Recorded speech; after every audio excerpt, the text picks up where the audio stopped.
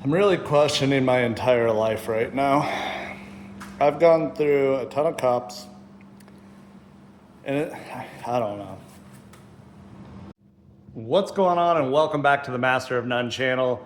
Today we are going to start our multiple day long process of epoxying floors. Let's get into it. All right, so welcome to my basement. About a month ago we had a flood in here. Our sump pump could not keep up with the water, and the water level came up to about the midway on the bottom plate there on the walls. I am standing in what my daughter wants to be her dance room, and I need to get moving on this project. So we have a lot of things to do, and the one thing I want to get done this Labor Day weekend is knock out the floors. So I'm going to run through what we're doing and how we're going to do it, and then we're going to go to the floor coating store, and if they'll let me, I'll take some video and show you some cool stuff that they've got there. I went there on Monday and it's pretty neat. So you're going to want to stick around to see this video. You're going to want to see these floors when they're done. It's going to be a lot of work, but it's going to be a lot of fun. So my basement, I'm breaking up into two areas because one, I can't carry all this furniture out by myself. And two, look at this pool table. I inherited this from my grandpa. It is super, super heavy, and I cannot lift it. And we brought it down in pieces, and I never planned on moving it. And there used to be wood under it, but I can lift it up enough to get the wood out. So we're leaving that there, and we're going to coat around it. My family's going to the lake this weekend, so I can make a big mess. We're gonna get plastic, such as this. We're gonna cover the pool table, the chairs, all that kind of stuff. So hopefully my wife, before she heads out, can help me get some of this bigger stuff out of here and into the garage. And yeah, we need to get going. This is gonna be a long video already, and all I do is talk.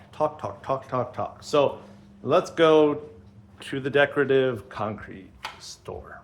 All right, we just pulled up to 515 Decorative Concrete Finishing. There's some samples outside of what they do. They do concrete overlays, stains, sealers. They do faux brick stuff along with all of your epoxy.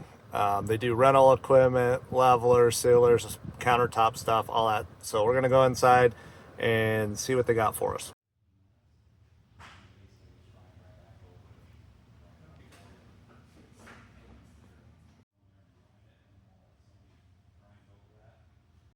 All right, we are back in my destroyed garage with all of our chemicals. I was gonna go through all this with you real fast and show you what the game plan is. So this camo patch along with this sand is going to be what we fill our cracks and our control joints with. So you mix part A with B 50-50, you add a little bit of sand, fill your cracks. So I gotta go get some supplies for that. I still need a metal trowel and some mixing cups. Ignore this. This is part B, part A for our base coat. So I'm going to call this the primer coat. This is what's going to seal our concrete and whatnot. So that's for that.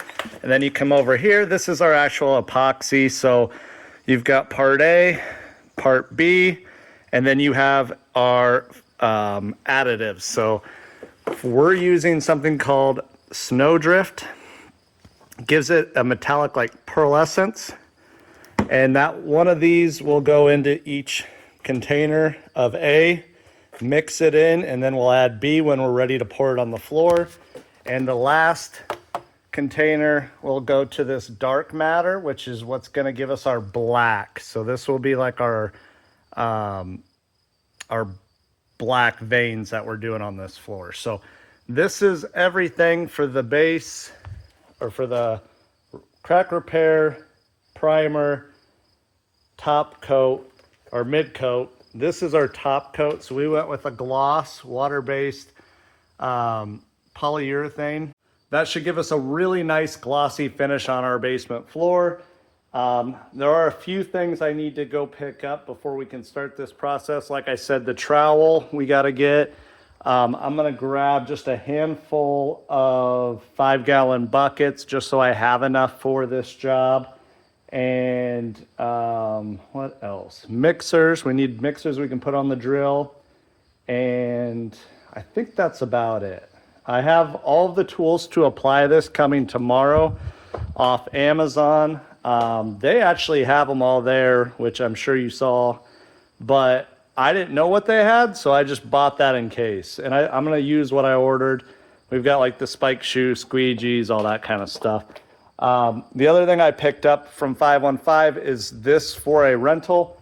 I'm going to have to go get my tractor back there hooked up with the forks to get this off because I don't have any help and it's heavy and I don't feel like breaking.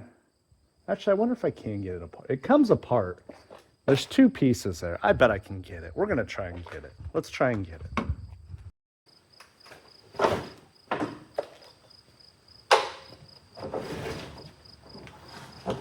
Oh, that's heavy. That's a team left. Woo! I'll get the blood flowing. All right, we're done. It's cleaned up-ish, except for this giant thing that, again, I'm not moving. Now what we're doing is we're prepping the floor to prep the floor, basically. So I am going around to all of the corners, and wherever we find paint or mud, we're just scraping all of that up so that when I sweep it all up, it looks, or it's nice and flush. So the step we're gonna show you guys is actually fill in all of these joints, the control joints for the concrete. And then I believe the only crack we have down here is corner to there. Make sure that we've got all the crap out of the joints.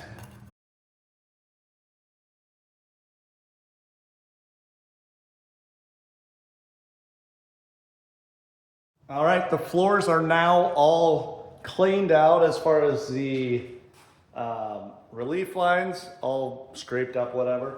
We've got our chemicals here ready to go, and I'm extremely nervous that this is not going to be enough at all.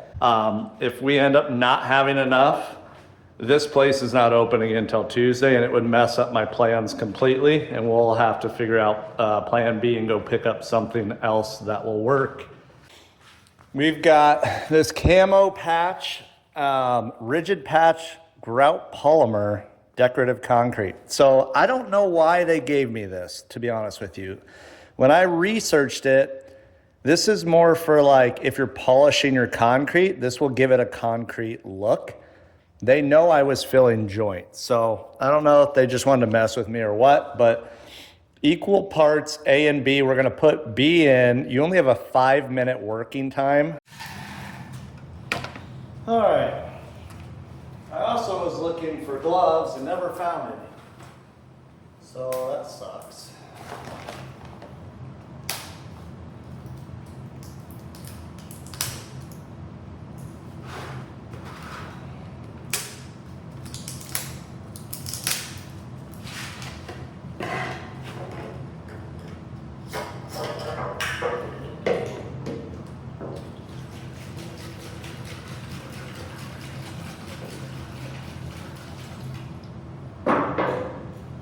Probably get some towels to help with the cleanup.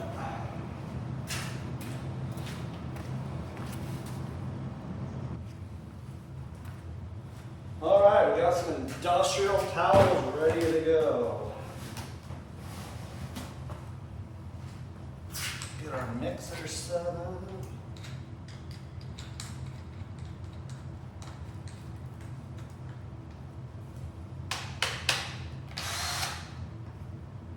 Okay, we'll mix, clean, put in the cracks. I need my trowel.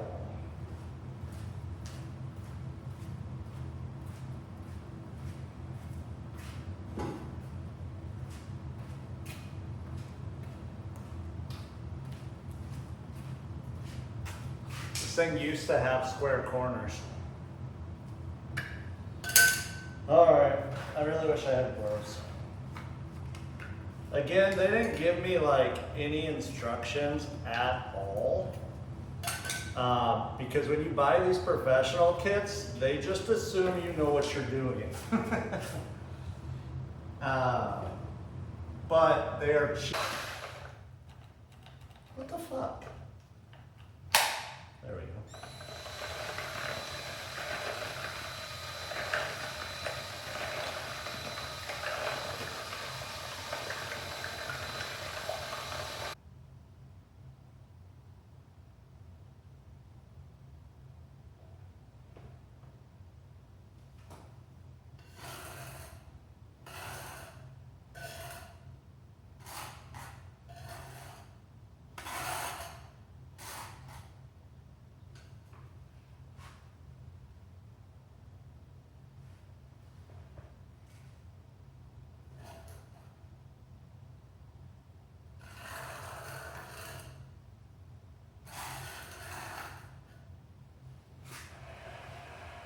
I mean, it's filling the crack pretty well.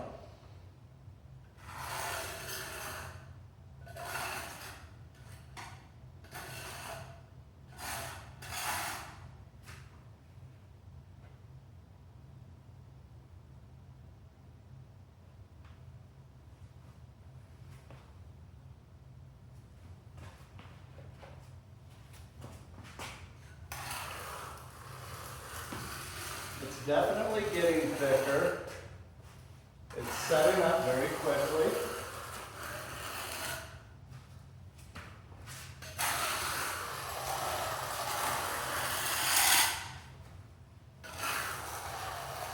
From liquid to solid pretty quick. I mean, that wasn't, I'm guessing I probably put too much of the A in there, but it gets really gummy. So, in fact, I should probably scrape that up so it's easier to remove. We don't want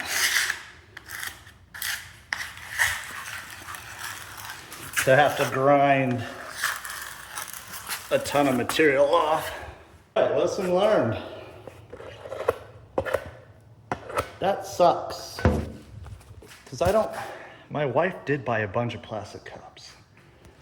That would save me from having to run to the store.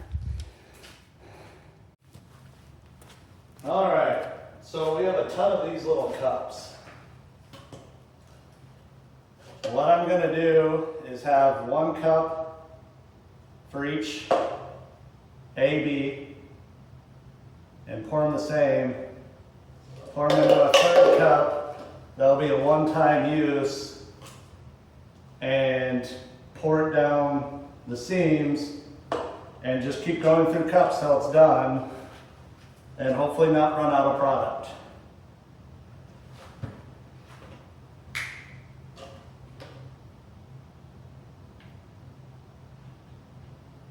So we're going to start with a little amount and move up to bigger amounts.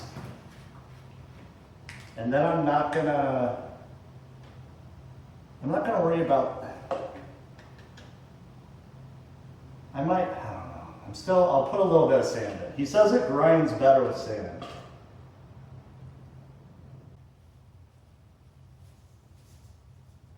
To the bottom anyways. All right, third cup. Remember, Dan, third cup so you can keep using the same 2 cups without going through 3 every time.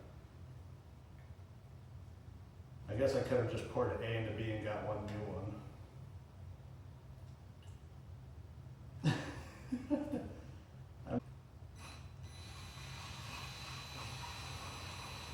Doing it this way, I have a feeling.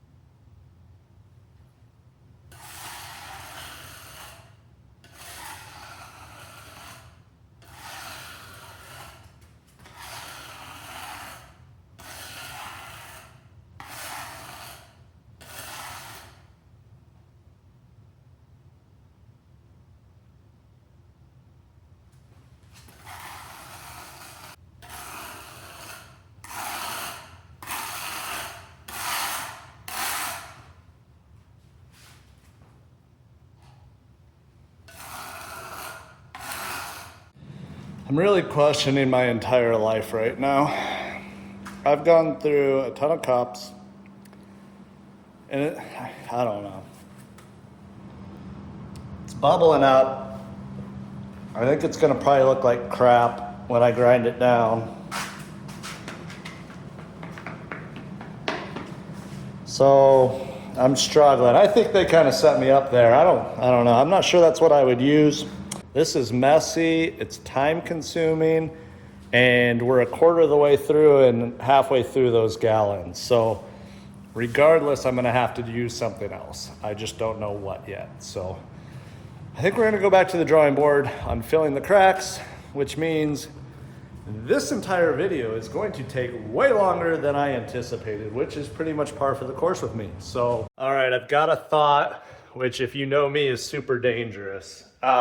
These are super deep control joints, which is why I'm having to use so much material, because it's got to fill up those gaps, right? So what if I was just chilling, relaxing? What if I use sand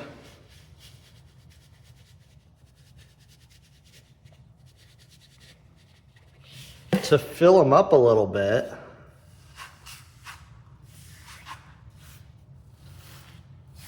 You know what I mean? I don't know. I don't know if this is gonna work out in the long run, but the sand method is 100% what I should have been doing.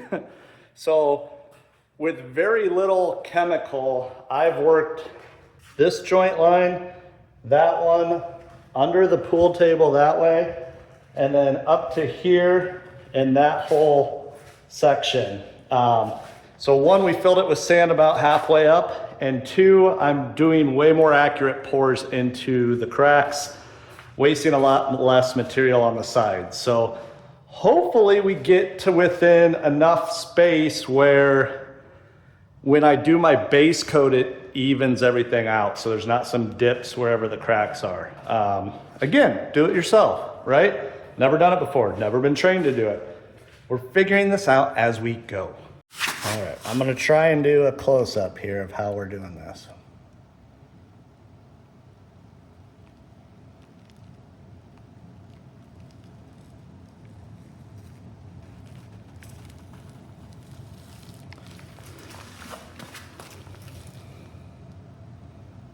As it heats up in the cup, as it activates, it is getting a lot thicker, which I kind of wish it was like that always, because it runs like crazy and then my levels drop off. So it's hard to make sure that I've got enough in the joints, not wasting. Because as you can see, we're pulling a lot of the material from the back and forcing it down into that joint. And that's how we're getting these cups to go a lot farther, just by making sure we're not wasting a bunch on the sides. All right, update. This whole main area is now done, and we still have that much chemical left to finish the bedrooms and the bathroom, and we've already kind of got in there. So we made it barely by the skin of our teeth. I think that's a saying, which doesn't make any sense. There's no skin on teeth. All of the cracks, joints, everything are filled in. I even had enough to go back and hit a couple low spots.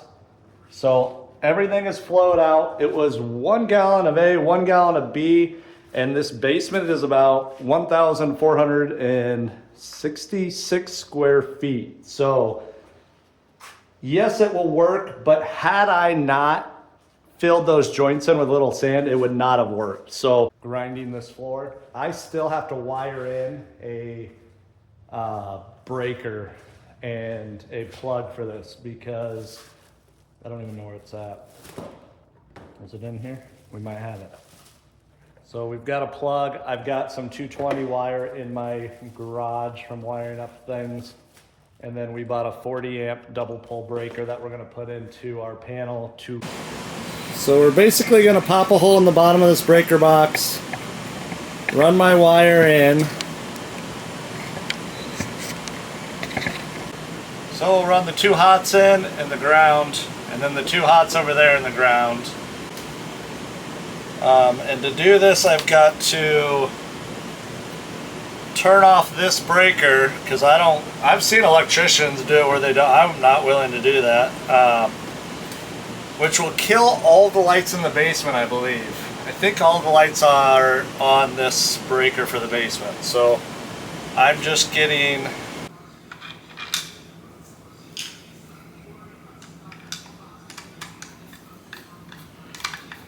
this side's done.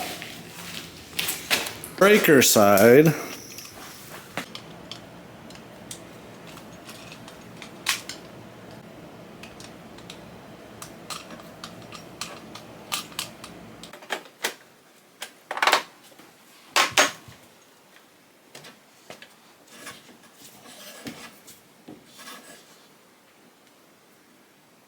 Ow, son of a.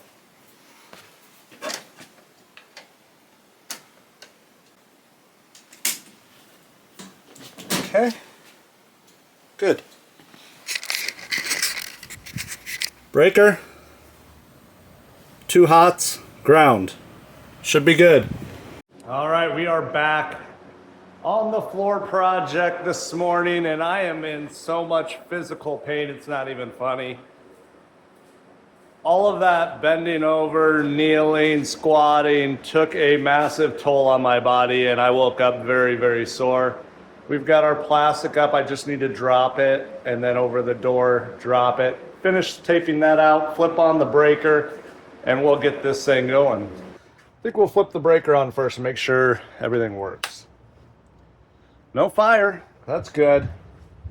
Let's check and see if the unit turns on. I have no idea how to do this, so we're going to figure it out together. Obviously off. Turn it on. It should turn on. Emergency stops off. I'm going to get away from the wall since I only have one hand. We'll just kind of bump it here. Nothing.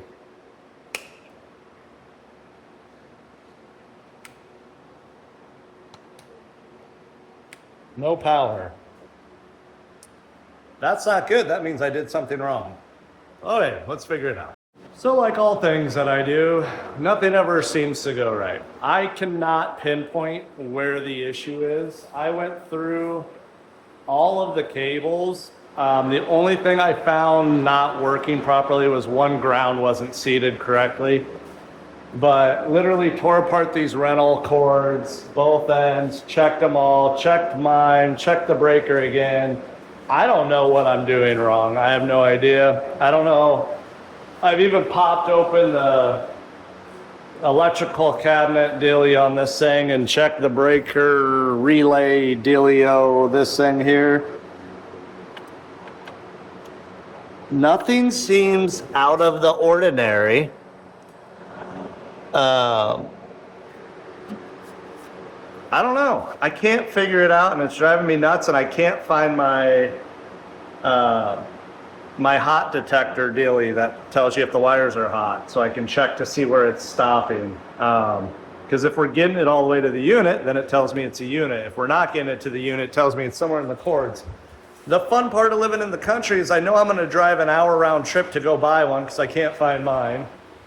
And then I'm going to come home and find something that I have to go buy to fix it, which means another hour round trip to go buy it. So I've already spent an hour and a half fucking with this shit, and I got to go do that for the next 2 hours. So I'm not happy. I'm not happy at all.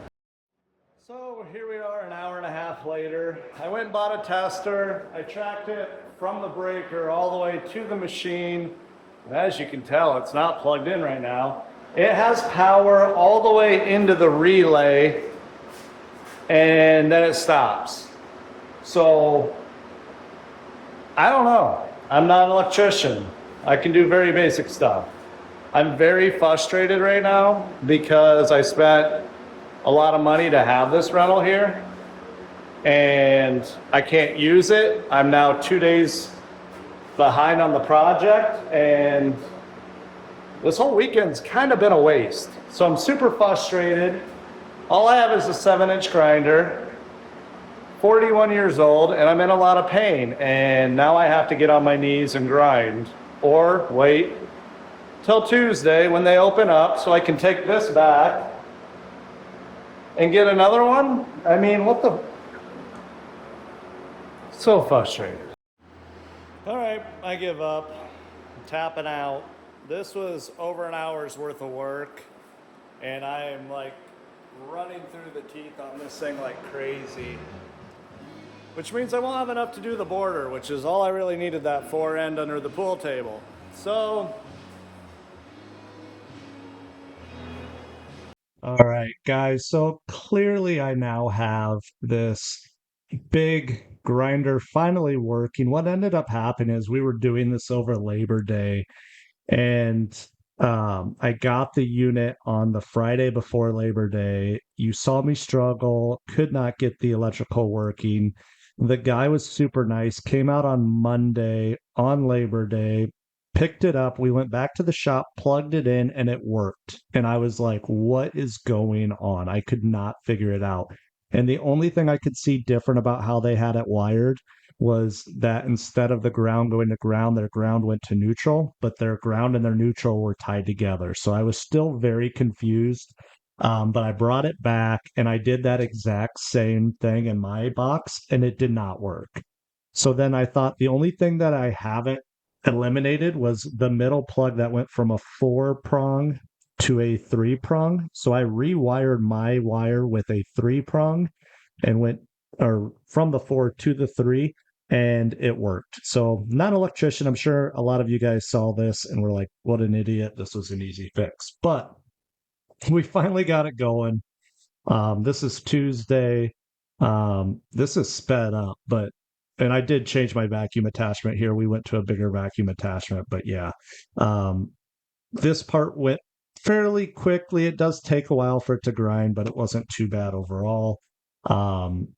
Just slow and steady, move the machine back and forth, left to right, let it eat, and then we finally were able to get the whole thing done. This is definitely the way to go versus trying to do it on your hands and knees with a 7 or 9-inch grinder. That is for sure. So here we are trying to clean up, and you're going to see why we went another route on this very quickly, because we would have been changing a lot of buckets of water if we were to do it this way the whole time.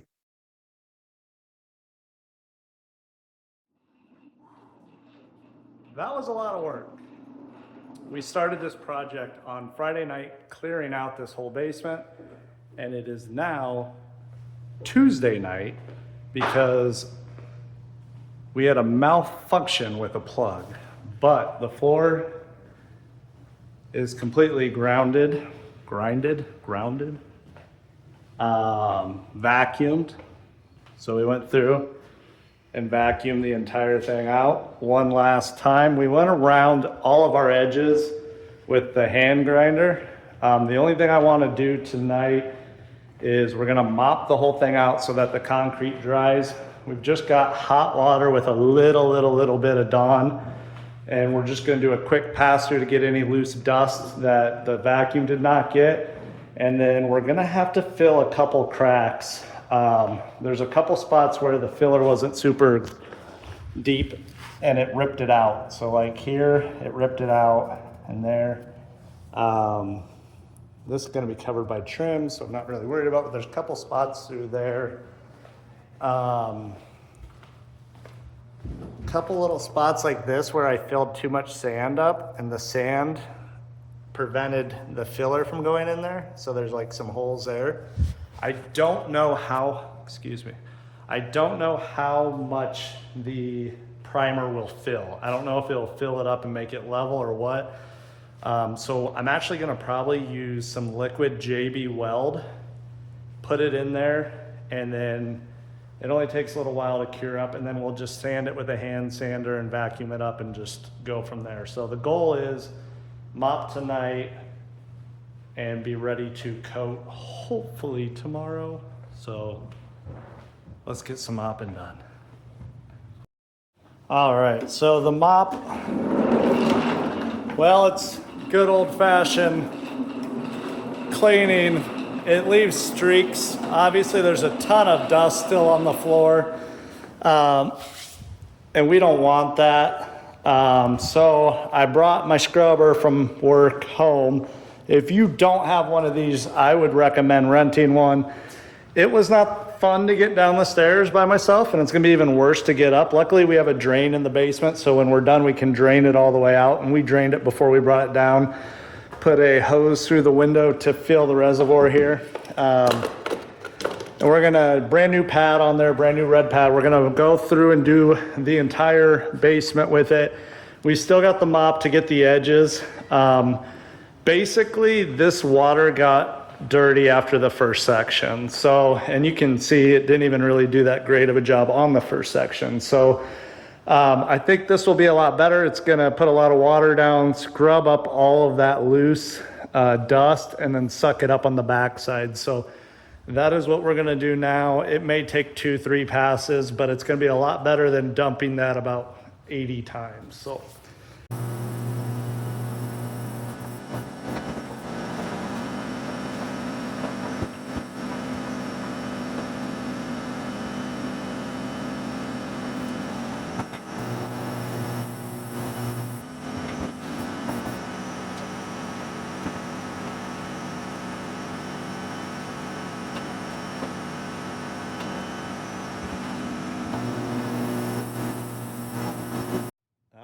So we've got the basement completely dry now.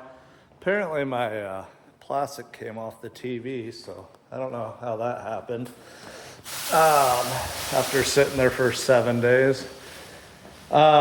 Is the floor perfect? No. There's a few issues I had with filling, like here where it popped and it came out. I'm out of that material, and there's some little holes in there. It's not going to be perfect for my sake. This is like an issue I didn't see until yesterday.